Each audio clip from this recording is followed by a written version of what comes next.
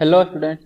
तो आज जो है previous 42 year IIT JEE phenol aniline and aromatic compound का सेक्शन सी क्वेश्चन नंबर 30 से डिस्कशन स्टार्ट करेंगे। तो 30th क्वेश्चन है, there is a solution of para hydroxy benzoic acid and para amino benzoic acid. तो आपके पास पारा हाइड्रोक्सी बेंजोइक एसिड है, तो PHCOOH ये बेंजोइक एसिड होता है, इसके पारा पोजीशन से OH तो पारा हाइड्रोक्सी हो गया, और OH पोजीशन से पारा पोजीशन से NH2 लगा दीजिएगा तो पारा एमिनो बेंजोइक एसिड होगा। बेंजोइक एसिड में पारा पोजीशन से NH2 लगा दीजिए। अब बोल रहा है discuss one method by which we can separate them and also write the confirmatory test of the functional group पढ़िए। तो एक मेथड बताना है जिससे कि ये दोनों को हम सेपरेट कर सकते हैं। तो आप इसके लिए क्या कीजिए, आपके पास दोनों के सॉल्यूशन का मिक्सचर है तो इसका रिएक्शन करवा दीजिए HCl से ऑब्लिक HBr या HI, कोई भी एसिड ले सकते हैं। तो क्या होगा कि ये फिनोल मतलब पारा हाइड्रोक्सी बेंजोइक एसिड तो एसिड के साथ रिएक्शन नहीं करेगा, लेकिन एमीन ये बेस है तो एसिड के साथ अमोनियम साल्ट बनाएगा, तो H+ एक्सेप्ट करके अमोनियम साल्ट बनाएगा PHCOOH, और NH2 जो है NH3+ बनेगा। और यदि HCl रहेगा तो अमोनियम क्लोराइड Cl- रहेगा, अगर HBr रहेगा तो Cl- के जगह Br- रहेगा, और अगर HI रहेगा तो Cl- के जगह I- रहेगा। कहने का मतलब ये रिएक्शन कर लेगा एसिड से HCl, HBr या HI से, लेकिन पारा हाइड्रोक्सी बेंजोइक एसिड रिएक्शन नहीं करेगा एसिड से, तो ये रिएक्शन नहीं करेगा तो इनसोल्यूबल रहेगा, और ये रिएक्शन करेगा तो ये सोल्यूबल हो जाएगा। तो इस तरह से आप दोनों को सेपरेट कर सकते हैं। इसके बाद बोल रहा है कि कंफर्मेटरी टेस्ट बताना है जो फंक्शनल ग्रुप प्रेजेंट है। तो आपके पास फिनोल है, कार्बोजाइलिक एसिड है और एमीन है। तो कंफर्मेटरी टेस्ट क्या होगा, तो इसका रिएक्शन आप करवा दीजिए FeCl3 से। तो न्यूट्रल FeCl3 के साथ फिनोल या इनोल वायलेट कलर का कॉम्प्लेक्स बनाता है। तो यहाँ पे देखिए पारा हाइड्रोक्सी बेंजोइक एसिड में फिनोल है तो ये वायलेट कलर का कॉम्प्लेक्स बना लेगा। 1 डिग्री एमीन, तो इसका रिएक्शन आप करवा दीजिए CHCl3 + KOH, carbyl amine test.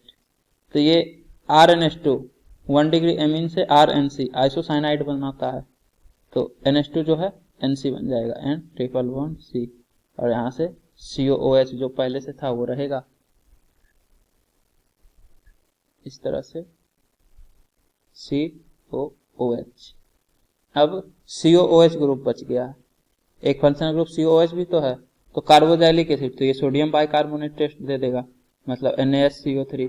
तो NaSCO3 के साथ जब रिएक्शन करिएगा तो COH CO2 गैस रिलीज कर देता है। तो इस तरह से तीनों का कंफर्मेटरी टेस्ट हो गया। 3 फंक्शनल ग्रुप था, फिनोल, एमीन और कार्बोजाइलिक एसिड। इसके बाद 31 क्वेश्चन है, identify A to D in the following series of reaction. तो आपके पास बेंजाइल क्लोराइड है PSCH2Cl, उसके बाद कुछ कुछ रिएक्शन होता है तो A बनता है, B बनता है, C बनता है और D बनता है। अब आपको ABCD बताना है क्या होगा। तो सबसे पहले PSCH2Cl का रिएक्शन करवा रहे हैं KCN से। तो आपके पास Cn- है, Cn- निक्लोफाइल अटैक करेगा Cl- बाहर, तो यहाँ से Cn अटैच हो जाएगा, तो बेंजीन और इससे CH2Cn, ये आपका A हो गया। इसके बाद C2H5O- है बेस, तो ये एसिडिक हाइड्रोजन के साथ रिएक्शन कर लेगा, तो H+, ये जो कार्बन है जिससे Cn अटैच है ये एसिडिक हाइड्रोजन होगा, क्योंकि Cn स्टेबलाइज करेगा कंजुगेट बेस को -I- N से, तो नेगेटिव चार्ज यहाँ बनेगा H+ रिलीज होने के बाद, ये H+ ये एक्सेप्ट कर लेगा, तो आपके पास न्यूक्लियोफाइल हो गया बेंजीन, यहाँ से CH और Cn अटैच्ड है, इस कार्बन पे नेगेटिव चार्ज। इसके बाद ये देखिए बेंजल्डिहाइड है PHCHO, बेंजीन और इससे C≡H, तो न्यूक्लियोफाइल अटैक करे कार्बोनिल पे तो न्यूक्लियोफिलिक एडिशन होगा, तो इस कार्बन और इस कार्बन के बीच में बॉन्ड बनेगा, और जब ये अटैक करेगा तो ये O- इस तरह से शिफ्ट होगा, तो आपके पास बेंजीन इससे कार्बन यहाँ O- और ये हाइड्रोजन अटैच है मतलब CH, और इससे ये कार्बन अटैच हो जाएगा तो CH, और इस कार्बन से Cn और बेंजीन PH ग्रुप अटैच है पहले से, तो आपका ये प्रोडक्ट बना, और ये H+ एक्सेप्ट करके OH बना लेगा, मतलब यहाँ से H अटैच है।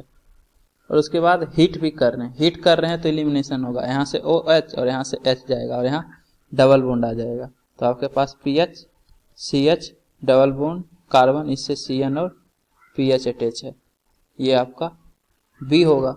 इसके बाद B का हाइड्रोलिसिस कर रहे हैं, H3O+ हीट, तो C बन रहा है। तो हाइड्रोलिसिस होगा, तो हाइड्रोलिसिस में RCN जो है RCOH में कन्वर्ट हो जाता है, तो CN को COOH बना दीजिए। तो PH CH double bond carbon, यहाँ से CN की जगह COOH होगा और ये PH एज इट इज रहेगा। तो ये आपका C बन गया। उसके बाद SOCl2 से रिएक्शन कर रहे हैं, फिर CH3NH2 से। C है SOCl2, तो RCOOH का रिएक्शन जब SOCl2 से करते हैं तो RCOCl बनता है, मतलब OH की जगह Cl लग जाएगा SOCl2 से जब रिएक्शन होगा तब। तो PH CH double bond carbon, यहाँ से COCl हो जाएगा और एक और बेंजीन रिंग मतलब फिनाइल ग्रुप। इसके बाद फिर CH3NH2, तो CH3NH2 नाइट्रोजन का लोन पेयर अटैक करेगा और Cl- बाहर, एसिड डेरिवेटिव है तो SN2TH मैकेनिज्म।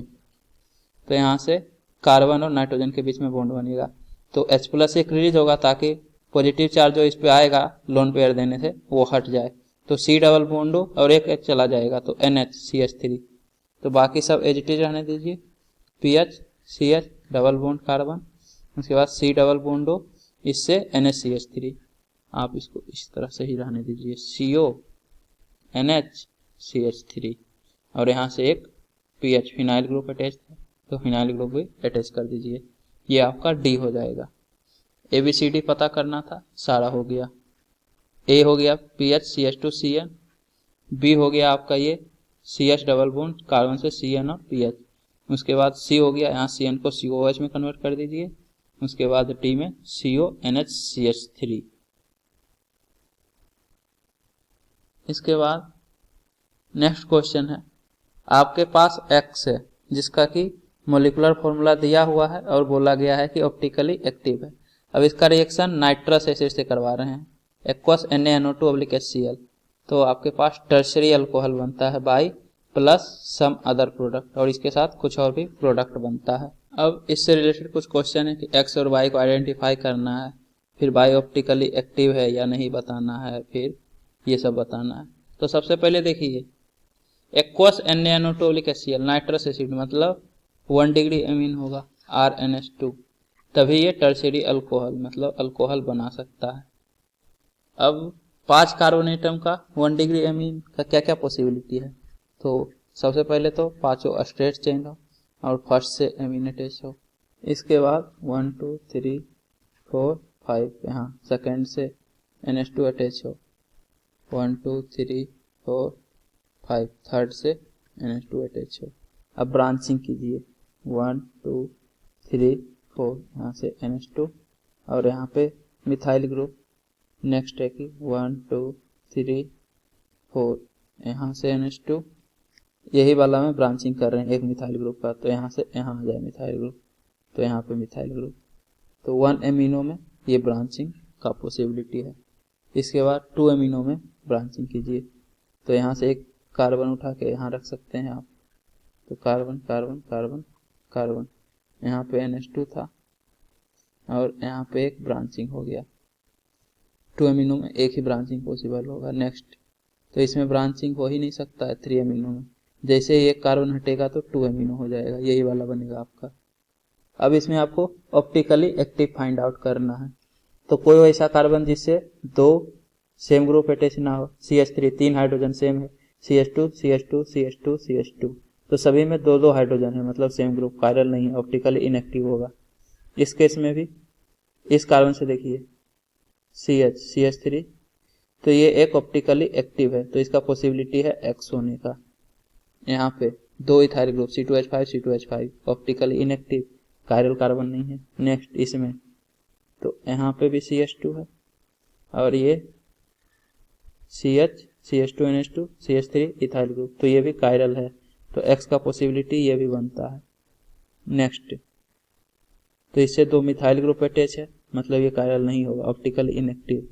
इस केस में तो ये जो कार्बन है CH, इधर CH3 अटैच है, एक तरफ NH2, एक तरफ आइसोप्रोपाइल ग्रुप CH3 CH और CH3, मतलब ये कार्बन कायरल है। तो इसका भी पॉसिबिलिटी है X होने का।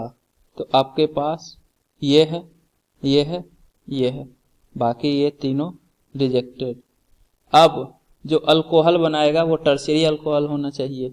इन तीनों में चेक कीजिए। तो RNH2 से पहले RN2 प्लस बनता है, NaNO2 HCl से रिएक्शन होता है तो, और ये N2 गैस रिलीज करता है तो R प्लस कार्बोकेटायन बनता है, और कार्बोकेटायन बनेगा तो रीअरेंजमेंट का भी पॉसिबिलिटी है, लेकिन हमेशा अपने से स्टेबल कार्बोकेटायन में रीअरेंज होगा। तो यहाँ पे देखिए ये NH2 हटेगा, पहले N2 प्लस बनेगा फिर हट जाएगा, तो यहाँ पॉजिटिव चार्ज आएगा, पॉजिटिव चार्ज आएगा तो ये 2 डिग्री कार्बोकेटायन बनेगा क्योंकि 2 कार्बन टेस्ट है। अब इसका फर्दर रीअरेंजमेंट नहीं होगा क्योंकि रीअरेंजमेंट के बाद भी 2 डिग्री ही बन रहा है, तो स्टेबल कार्बोकेटायन बनेगा तभी रीअरेंजमेंट होगा, मतलब यहीं से OH अटैच हो जाएगा। ये R प्लस जो है H2O से OH एक्सेप्ट करके ROH बनाता है अल्कोहल, तो OH एक्सेप्ट कर लेगा तो ये 2 डिग्री अल्कोहल बनेगा, मतलब रिजेक्टेड, टर्शियरी अल्कोहल बनना चाहिए 3 डिग्री। नेक्स्ट, तो यहाँ से NH2 जाएगा तो यहाँ पॉजिटिव चार्ज आएगा। अब ये रीअरेंजमेंट करेगा तो यहाँ पे पॉजिटिव चार्ज आएगा, यहाँ पे 1 डिग्री रीअरेंज होके 3 डिग्री बनाएगा, तो 3 डिग्री मतलब ज़्यादा स्टेबल, तो CH3 CH2, ये CH3 CH2 है, उसके बाद ये हाइड्रोजन चला जाएगा तो सिर्फ कार्बन बचेगा, कार्बन यहाँ पॉजिटिव चार्ज, और ये CH2 जो है H प्लस एक्सेप्ट करेगा रीअरेंजमेंट के बाद, तो CH3 और एक और CH3 बनाएगा।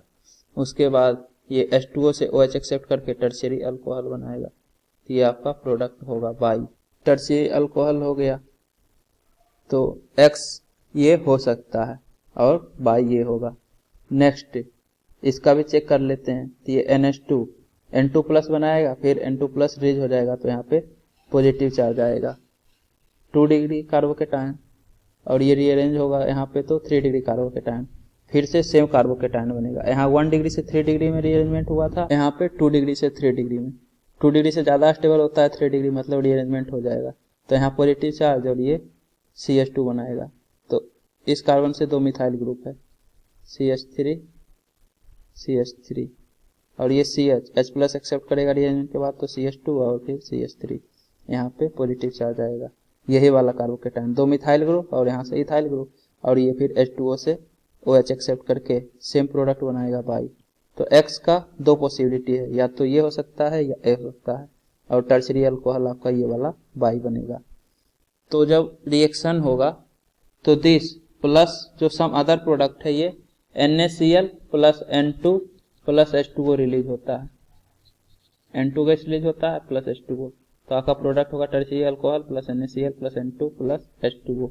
अब बोल रहा है कि आइडेंटिफाई X एंड Y, तो X आपका 1 डिग्री अल्कोहल भी हो सकता है, 2 डिग्री अल्कोहल भी, ये दोनों CH3 CH2 CH CH3, ये CH3 होगा, CH2 NH2, एक तो पॉसिबिलिटी ये है, और दूसरा पॉसिबिलिटी है X का ये वाला, यहाँ से जो NH2 ग्रुप अटैच था, CH3 CH CH3, उसके बाद CH NH2 और ये CH3। आंसर में शायद एक ही X का स्ट्रक्चर बताए थे, दोनों होगा, दोनों से अल्कोहल सेम बनेगा, यही वाला बाई, और इसका नाम होगा 2 मिथाइल 1 2 3 4 ब्यूटेन 2 ओल, 2 मिथाइल ब्यूटेन 2 ओल, बाई का नाम होगा टर्शियरी अल्कोहल। अब बोल रहा है इज बाई ऑप्टिकली एक्टिव, तो बाई ऑप्टिकली एक्टिव है क्या, तो यहाँ देखिए इस कार्बन से 2 सेम ग्रुप अटैच है, मतलब कायरल कार्बन इसमें नहीं है, तो ऑप्टिकली इनएक्टिव होगा बाई। उसके बाद give structure of intermediate if any in the formation of by from X, तो X से बाई बनने में जो इंटरमीडिएट बनेगा उसका स्ट्रक्चर बताइए। तो आप NH2 के जगह N2 प्लस लगा दीजिए, उसके बाद N2 प्लस रिलीज करवा के कार्बोकेटायन बना दीजिएगा, उसके बाद रीअरेंजमेंट करवा दीजिए, जो हम स्टेप सारा बता चुके हैं, तो वही आपको करना है। इंटरमीडिएट इस केस में बनेगा CH3 CH2 CH CH3, यहाँ CH2 N2 प्लस और Cl माइनस भी रहेगा अट्रैक्शन में, उसके बाद N2 रिलीज हो जाएगा तो यहाँ पॉजिटिव चार्ज आ जाएगा, CH3 CH2 CH CH3 और फिर CH2 प्लस। फर्दर रीअरेंजमेंट भी होगा क्योंकि कार्बोकेटायन हमेशा अपने से स्टेबल में रीअरेंज करता है, तो रीअरेंजमेंट होने के बाद 3 डिग्री बनाएगा, इसलिए रीअरेंजमेंट हो जाएगा। तो यहाँ से हाइड्रोजन जाएगा, यहाँ पे आ जाएगा और पॉजिटिव चार्ज यहाँ आ जाएगा। CH3 CH2 नेक्स्ट कार्बन से पॉजिटिव चार्ज, उसके बाद ये CH3 और ये CH3, फिर फाइनल प्रोडक्ट बनेगा। सिमिलरली यहाँ पे भी इसी तरह से कीजिएगा, पहले NH2 को N2 प्लस Cl माइनस में बनाइएगा, फिर N2 रिलीज करवा दीजिएगा, तो यहाँ पॉजिटिव चार्ज आएगा। तो इस केस में 2 डिग्री कार्बोकेटायन, उसके बाद रीअरेंजमेंट होगा तो ये हाइड्रोजन यहाँ चला जाएगा, हाइड्रोजन शिफ्ट के बाद और पॉजिटिव चार्ज यहाँ आ जाएगा, तो फिर से यही वाला कार्बोकेटायन बनेगा और उसके बाद फिर फर्दर बाई बन जाएगा। तो ये सब इंटरमीडिएट प्रोडक्ट है, मतलब स्ट्रक्चर है इंटरमीडिएट का। तो सारा कुछ लिख दीजिए, सब्जेक्टिव क्वेश्चन है। अब अगले लेक्चर में सेक्शन डी से स्टार्ट करेंगे। Section C subjective question complete हो गया यहाँ पे। उम्मीद करता हूँ कि आपको ये वीडियो पसंद आई होगी। यदि आपको ये वीडियो पसंद आई है तो इसे लाइक करें, कमेंट करें और अपने दोस्तों के बीच शेयर करना ना भूलें। Thank you.